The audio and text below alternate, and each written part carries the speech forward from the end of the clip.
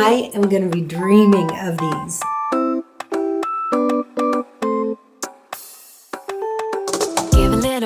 Do you want dessert? Me too, always. I think I created the perfect chocolate chip cookie.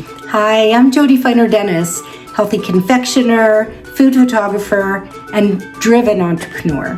Who doesn't love a chocolate chip cookie? Nobody.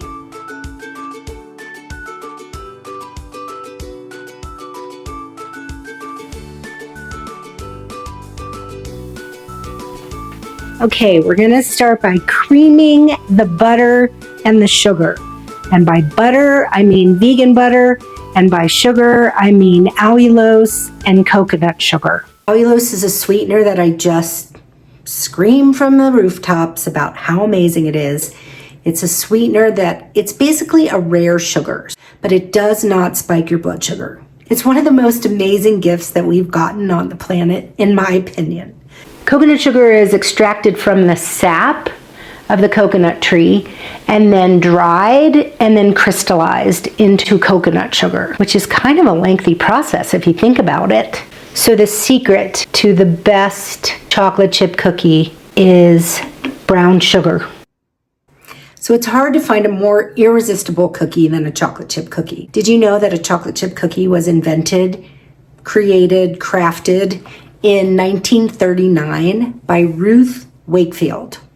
She was a perfectionist baker. Ruth added brown sugar to her cookie. That was a novel addition. The classic chocolate chip cookie was born. I've heard it so many times that people just try to make a gluten-free cake or cookie and it ends up in the trash. It's been my mission to really do the hard work and testing for you. I take my job very seriously. You can become a master at healthy baking. So what's it actually mean to cream the butter? So you accomplish two things when you're creaming the butter. You're dispersing the sugar and the butter together, but then you're also aerating so that when it bakes, it gives the baked goods a nice fluffy texture. Here's a tip. I've mentioned it before. It is crazy. You just take 2 eggs and you crack them against each other, and only one of the I don't know why that happens. Only one of the eggs cracks. We added 1 egg and a half a teaspoon of vanilla, and we're going to mix that for about 7 to 8 minutes. Halfway through, go ahead and scrape down the sides of the bowl. You can really start to see how the butter and the sugar and the eggs are just creating this light, fluffy mixture. It's got this lovely creamy texture to it, and you just know that's going to be luscious in the cookie.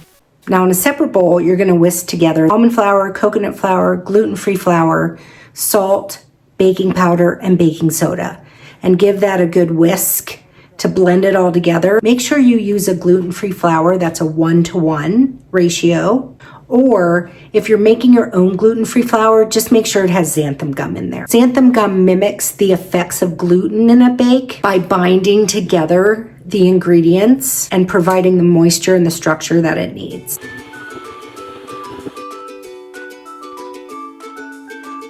So what I notice with this dough, it's firm and fluffy, and that assures me that it's a nice consistency for a cookie. So I'm going to divide these up so that I can put different inclusions in there.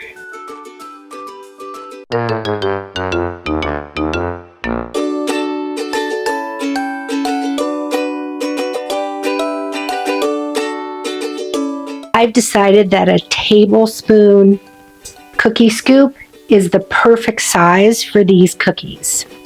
So you always want to do a tester bake cookie, no matter if you've made this recipe like 10 times. The tester cookie is all done and it just looks perfect. When I touch it, it's firm. We're going to start with the chocolate ones for my husband. You know, this May, Andrew and I are going to celebrate 23 years. And for those 22 years, he's been able to eat anything and he stays thin. Yeah, that's kind of annoying. That's kind of annoying. If you're like me and you're gluten, dairy, sugar, and for me, chocolate free, a chocolate chip cookie just looks like torture. So like always, I take it upon myself to turn a desired dessert into something I can eat. And now you can too. So I make it a heaping tablespoon. Then I do like to put some extra chocolate pieces on top. I'm certain that you know that chocolate is toxic to dogs. So just make sure if you drop any that you pick it up. If you want to be precise with the weights of your cookies, they're about 21 grams. You can even add a little sprinkling of salt on the top. Those have salt in them, so you might not need to do it for this one, but the chocolate chip ones or the plain carob one is really nice. So I've done a lot of experimentation this week, and I discovered that about 6 layers of parchment paper are perfect to keep the edges a little bit crispy and the bottoms not burning and the tops just perfect. I also invested in a silicone mat that goes on a perforated cookie sheet. So Silpat, this is actually a knockoff from OXO, but a Silpat, it's so interesting. A Silpat is actually made with silicone, sil, and fiberglass. So you never want to use this as a cutting board. And if you do cut it, then it's actually ruined. So you have to toss it. But it's great because it also gets a nice even bake on your cookies. Cookies, here we come. Cookies, here we come.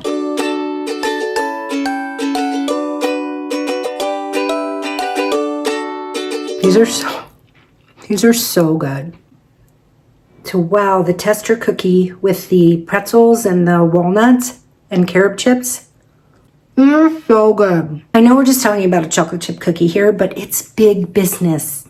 It's serious. It's serious business, this cookie business. If you join me at Jodi's Healthy Bakes, you can become a master at healthy baking.